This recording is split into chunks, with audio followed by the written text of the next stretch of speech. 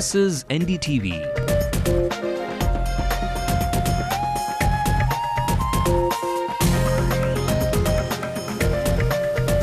And you're watching Ndtv-Hindu.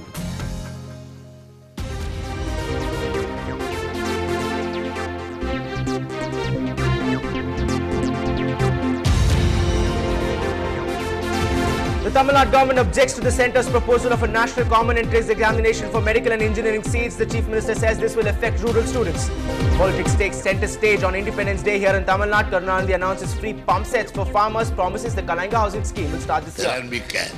புதிய pump செட்டுகளை பொருத்துவதன் மூலம் 20% அளவுக்கு மின்சாரத்தை சேமிக்க முடியும். Over 1,000 people belong to radical groups protest against Dow Chemicals, say the company should not function in India. This is recolonization. This is not an independent nation. Struck by poverty, a mother allegedly kills her son and commits suicide. Fans galore in the land of Tamil films, but they also form the very fabric of Chennai. Hello, welcome to Headlines Now on Ndtv-Hindu. I'm Ramanathan. Those are the top stories we're tracking tonight, but also let's take a look at the stories making national headlines. A shoot thrown at Umar Abdullah misses him. The attacker is a suspended policeman. 15 security personnel are suspended for the security breach.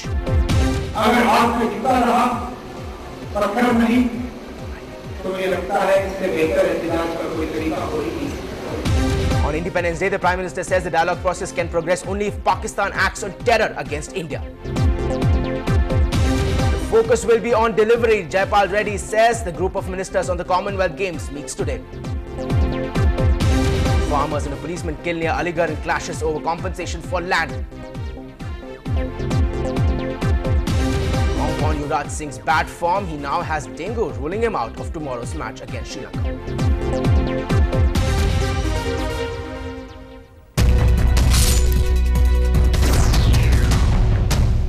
Well, news is coming in. The Tamil Nadu Chief Minister has objected to the central government's proposal to introduce a common entrance examination for medical and engineering aspirants. In a letter to the Prime Minister Dr. Manmohan Singh today and to Health Minister Ghulam Nabi Azad, the Chief Minister has said that such an examination would prove detrimental to lakhs and lakhs of rural students in Tamil Nadu. The Medical Council of India had in fact recently suggested that a central examination be conducted for all medical entrance tests to be conducted, and this be done by the CBSE. But the Chief Minister now has written against that and has written a letter to the Chief Minister and the Union Health Minister Ghulam Nabi Azad. Well, for more on that, I'm now joined by our education reporter Minal Shah and our political reporter Shabir Ahmed for more on this breaking story.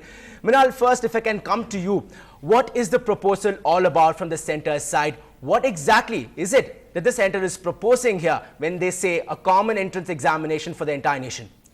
Ram, this exactly means the HRD ministry has finalized a proposal in which a single entrance exam for all colleges across India, which means that every state will have just one single entrance exam and every student has to take that up. Now, what exactly does that mean? It means that now all colleges will have to be working on one level. It brings a uniformity across all the colleges. It also means it does away with IIT JEE papers that basically the IIT has been proposing a two-tier examination structure, and that will most likely be rejected by the HRD ministry if they are looking ahead of this single entrance examination. Now, all engineering colleges as well as medical colleges will have this single entrance exam. Now, this final decision will be taken at the HRD council meeting, which is slated for the September 10th, and if it's approved, then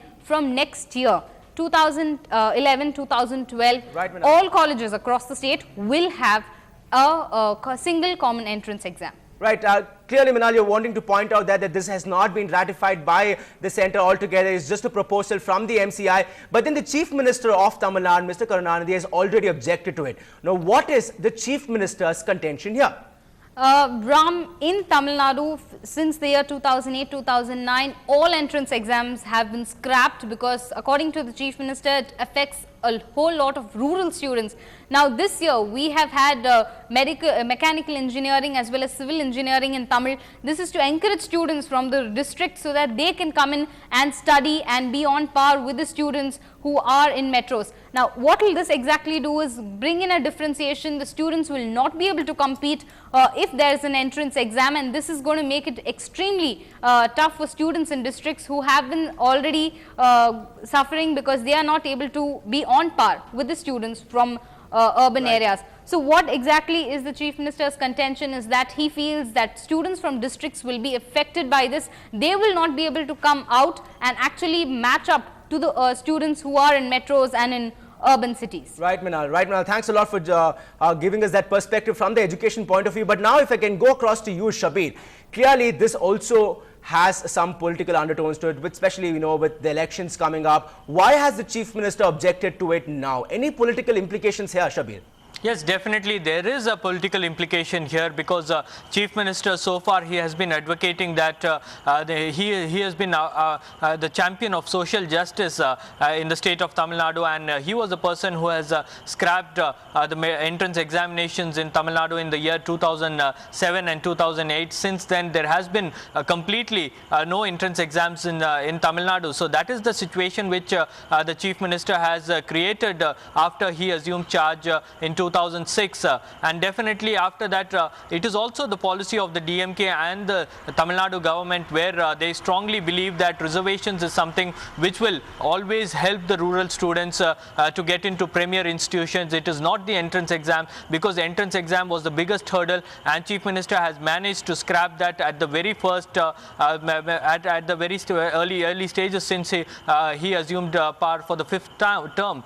And this entrance exam is actually the proposal will come into force in 2011 in all probabilities, and that is when the Tamil Nadu will be going to polls, and definitely it will become a major political issue, and definitely parties, all the parties in the state are opposed to opposed to any kind of entrance examinations here, Ram. So in that situation, it will become a campaign issue for the opposition parties, and that is something perhaps the Chief Minister wants to avert at this point in time, and that is why he has raised his objection. And also Tamil Nadu is a state where they follow 69% reservation, and that is something which is prestigious for a Dravidian party, and DMK has been time and again claiming that it is the only party which is championing the cause for the downtrodden and the backward communities. And this exam, if an entrance exam once again it is being reintroduced, then definitely it will be a major disadvantage for the ruling DMK in the state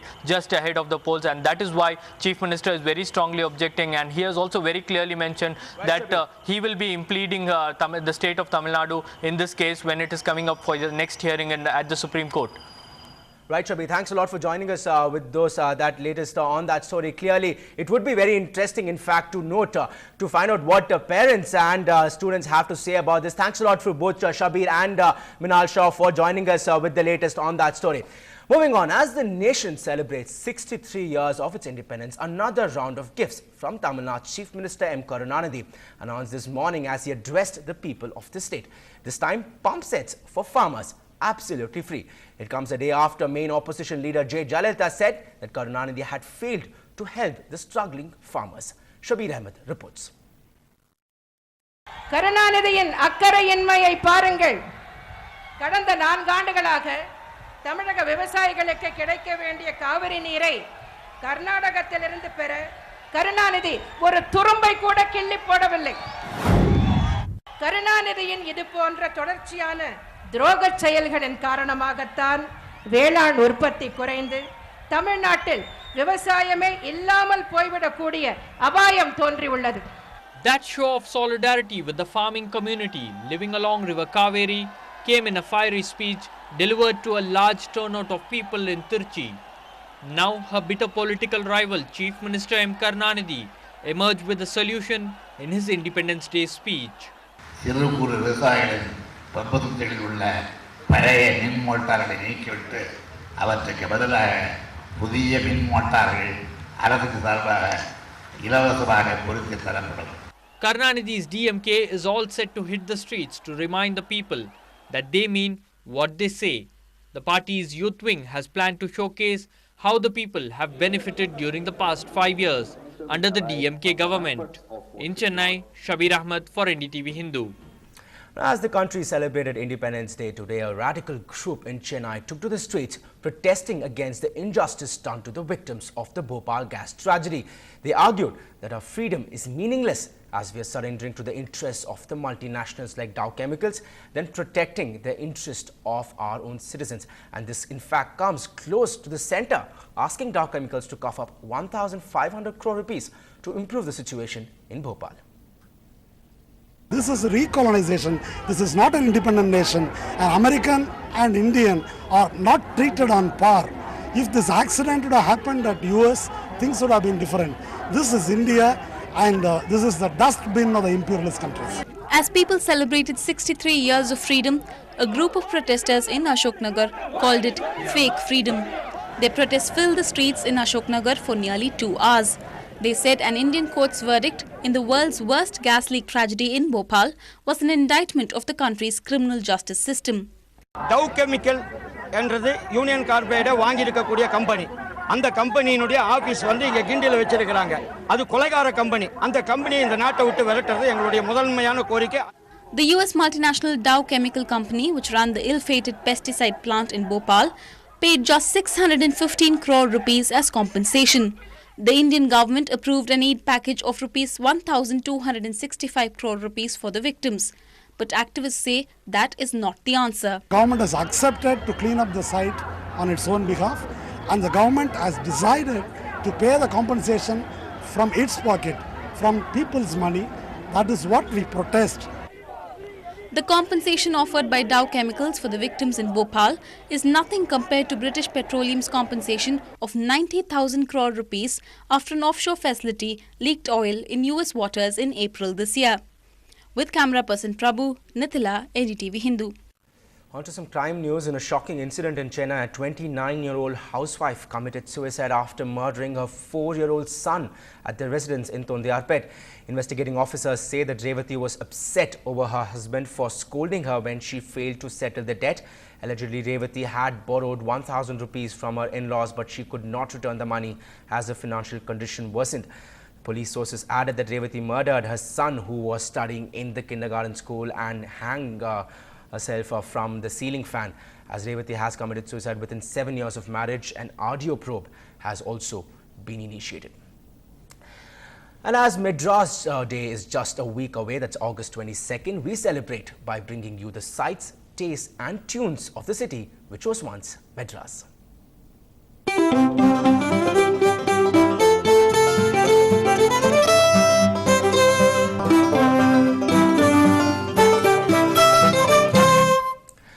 Fan clubs for film stars. It's a culture closely identified with Tamil communities, and the first fan clubs are believed to have emerged here in Chennai.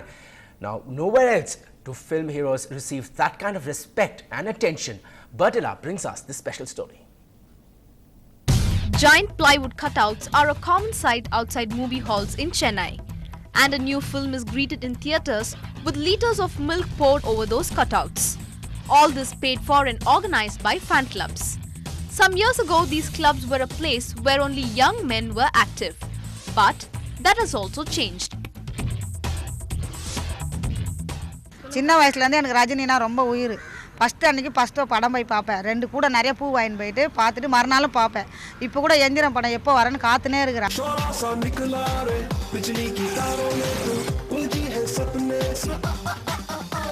உடல் மண்ணுக்கு உயிர் ரஜினிக்கு. ஒளி விளக்கு 10 தடவை பார்த்தேன். நம் நாடு 10 தடவை பார்த்தேன். இன்னைக்கு கூட எம்ஜிஆர் யாருன்னா குறையா பேசறானே விட மாட்டேன்.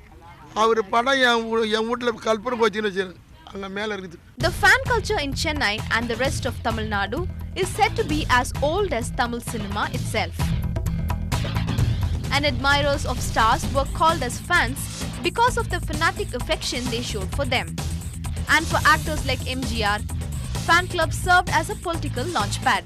You know, the Tamil cinema is highly politicized, as you possibly know. That's because of the early impact of the Dravidian movement, and especially Annadurai and Karunanidhi, with cult films like Velaikari, and then Parasakti, Manohara, all this, and the brilliant way they used Tamil.